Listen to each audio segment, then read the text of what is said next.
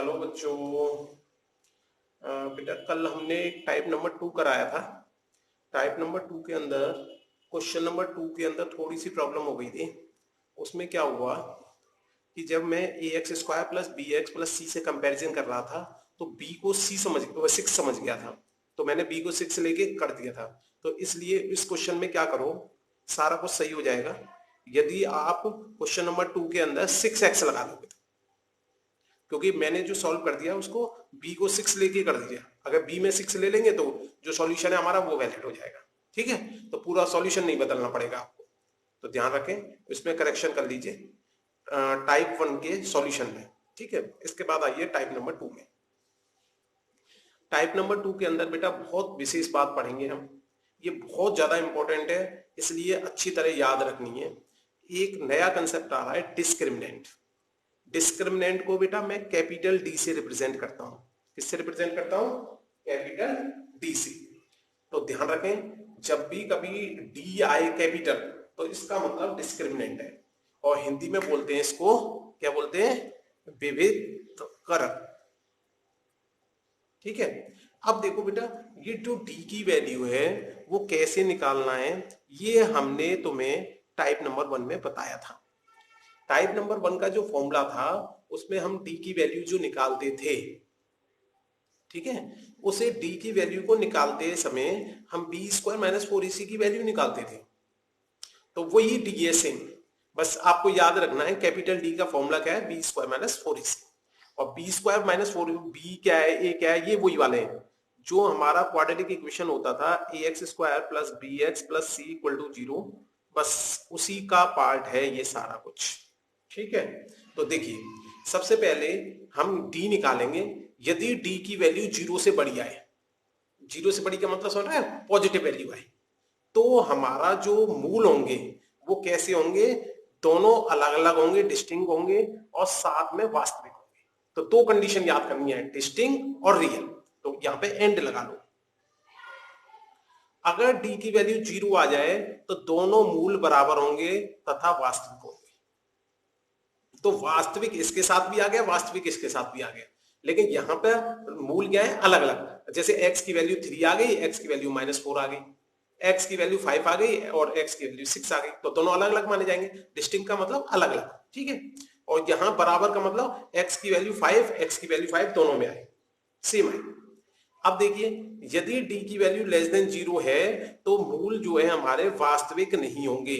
अगर d की value negative आ जाए तो 10th क्लास में केवल आपको ये लिख देना है मूल वास्तविक नहीं है, काम खत्म, फिर आगे कुछ भी सॉल्व नहीं करना, लिख देना है। अगर इंग्लिश में लिखोगे नॉन रियल रूट्स और हिंदी में लिखोगे अवास्तविक मूल्य, ऐसे भी लिख सकते हैं, अवास्तविक।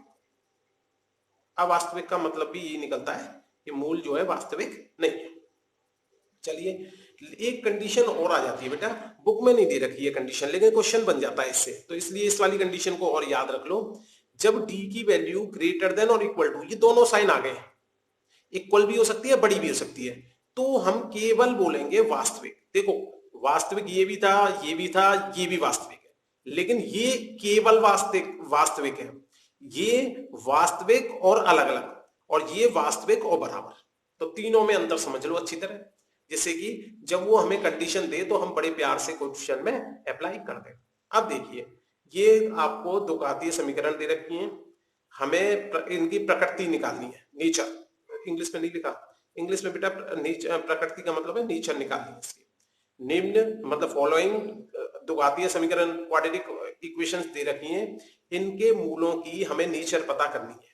ठीक है, और अगर अस्तित्व में है मतलब रियल आ रहा है तो फिर उसकी वैल्यू भी ज्ञात करनी है। तो सबसे पहले बेटा देखो, डी की वैल्यू निकालनी है। यहाँ पे बी स्क्वायर माइनस 4ac हमारी डी की वैल्यू होती थी, और जबकि इसको कंपेयर करेंगे a x square plus b x plus c equal to 0 से, तो यहां से ए की वैल्यू 2, बी की वैल्यू -3 और सी की वैल्यू 5 रख दो।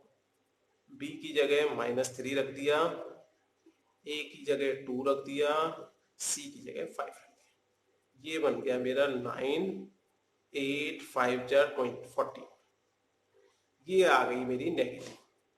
अब डी की नेगेटिव वैल्यू आ गई तो सीधे लिख देंगे नो रियल रूट्स, खत्म। नन की जगह नो लिख दो, यहाँ पे भी करेक्ट कर, नो ज्यादा अच्छा शब्द है, ठीक है। नो रियल रूट्स, खत्म। फिर उसके आगे सॉल्व नहीं करना। अगर रियल रूट्स आ जाते, डी की वैल्यू ग्रेटर देन आ जाती या बराबर आ जाती, तो फिर हम उसे सॉल्व कर देते टाइप नंबर 1 की तरह। टाइप नंबर 1 मैंने करा दिया। अब देखो इसमें, देखो डी, अगर मैंने इसकी तुलना की a x square plus b x plus c equal to 0 से, तो देखो बेटा ए की वैल्यू 3, बी की वैल्यू माइनस साइन ऑफ 4√3 और सी की वैल्यू 4। तो अब यहां से हमने डी की वैल्यू निकाली B square minus 4ac। B की वैल्यू बेटा हमारी है -4√3 का होल स्क्वायर माइनस 4, ए की वैल्यू 3 और सी की वैल्यू 4। यहां से ये हो गया 16 और 3 का होगा 48 माइनस 12 और 4, 12 का 4 से करें 48। यहां से बेटा डी की वैल्यू हमारी आ गई 0। अब देखो डी की वैल्यू जब 0 आती है तो कैसा मूल है, वास्तविक है और बराबर होंगे, निकालने पड़ेंगे, लेकिन फॉर्मूला लगा दो। अब इसमें हम फॉर्मूला लगाएंगे अपना, देखिए ऐसा करते हैं, एक सिंगल पेज पे लगा देते हैं।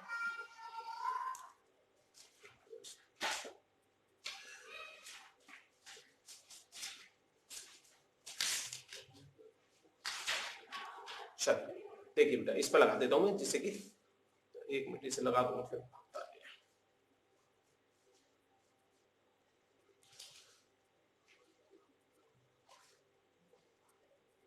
अब देखिए, अब हम निकाल देते हैं अपने x की वैल्यूज, ठीक है, दिख रहा होगा। ये देखिए हमारा फॉर्मूला होता था x equal to minus B plus minus, यहाँ पे आता था बी स्क्वायर माइनस 4ac। देखो बी स्क्वायर माइनस 4ac हमारा डी के बराबर है, तो कैपिटल डी लिख सकते हैं यहाँ पे। अब यहाँ पे देखा हमने b की वैल्यू तो बेटा माइनस में है मेरी 4√3 प्लस माइनस डी की वैल्यू मेरी 0 आ गई और 2a, a का मतलब 3।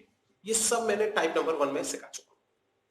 अब जब इसे सिंप्लीफाई करेंगे, देखो इसके दो पार्ट कर देंगे, एक बार प्लस का 0 लिखेंगे, एक बार माइनस का लिखेंगे, फिर उन दोनों को अलग अलग कर देंगे, तो देखो क्या होगा। ये बन जाएगा मेरा, इधर की साइड कर देता हूं बेटा मैं, x जब माइनस माइनस प्लस,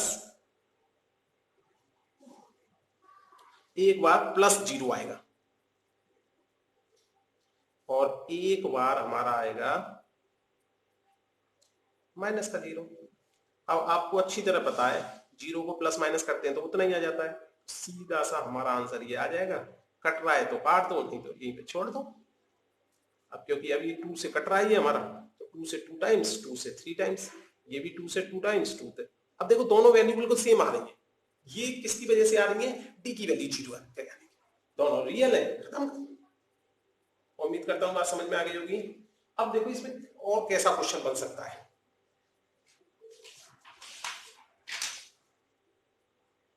देखिए दूसरी तरह का क्वेश्चन कैसे बन सकता है इसमें, कि एक हमारी क्वाड्रेटिक इक्वेशन दे रखी है, के की वैल्यू फाइंड करने के लिए बन जाता है, और लेकिन उसमें कंडीशन दे रही है दोनों मूल क्या हैं, बराबर है।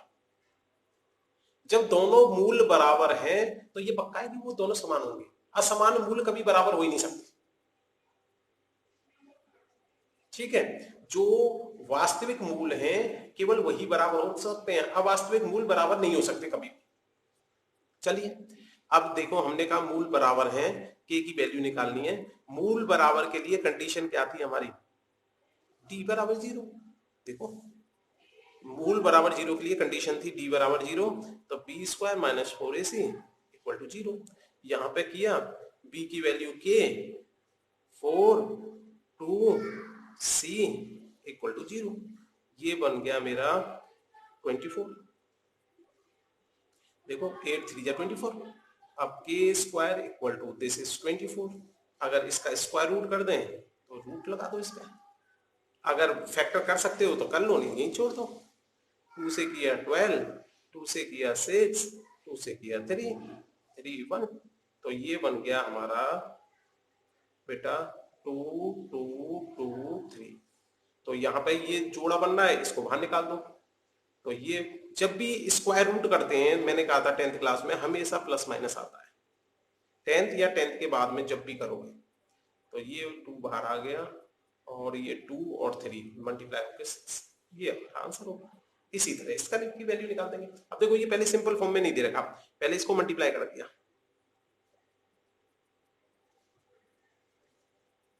अब की बार के 2 जगह आ गई, आ जाने तो कंडीशन तो वही है बराबर वाली कंडीशन में क्या था, B zero D zero, sorry बराबर वाली कंडीशन में क्या होता था, डिस्क्रिमिनेंट जो है हमारा वो किस बराबर 0। तो यहां पर हमने बी स्क्वायर माइनस 4ac का फॉर्मूला लगाया, बी की वैल्यू माइनस का 2k है, 4 a की वैल्यू k है और 6, देखो ये बन गया मेरा 4k square minus 24k equal to 0। अब देखो इन दोनों में अगर हम चाहें तो ऐसा भी कर सकते हैं। देखो ये मैंने बताया था चैप्टर नंबर 2 में, टाइप नंबर 2 में, जब मैंने आपको मिडिल टर्म स्प्लिटिंग सिखाया था, तब मैंने ये टर्म्स भी बताए थे। जब कभी भी सी गायब हो, सी जीरो हो, तब कैसे करते हैं, जब बी जीरो हो तब कैसे करते हैं। ए जीरो होगा तो वो क्वाड्रेटिक इक्वेशन बनेगी, ठीक है। तो इस केस में मैंने बताया था आपको एक तरीका तो ये भी हो सकता है कि हम क्या करें, इसको इधर भेज दें, प्लस का हो गया। अब K square equal to 24k upon के, ये आ गया 4 से कट गया ये 6। अब देखो ये आ गया के स्क्वायर इक्वल टू 6k। अब के से एक पे के भी काट सकते हैं, तो के इक्वल टू 6, स्क्वायर रूट किया नहीं हमने, तो इसका मतलब एक ही आंसर आएगा। अगर स्क्वायर रूट करते हैं हम तो हमारे आंसर 2 आते हैं। यहां तक तो के से के कैंसिल हो गया, ठीक है। होमवर्क लिखिए ये बेटा, एक मिनट कहां तक है, ये होमवर्क है आपका, स्क्रीनशॉट ले लीजिए, नोट करिए और सॉल्व करिए, शाम को इसका आंसर बताएंगे। अच्छा ठीक है, थैंक यू।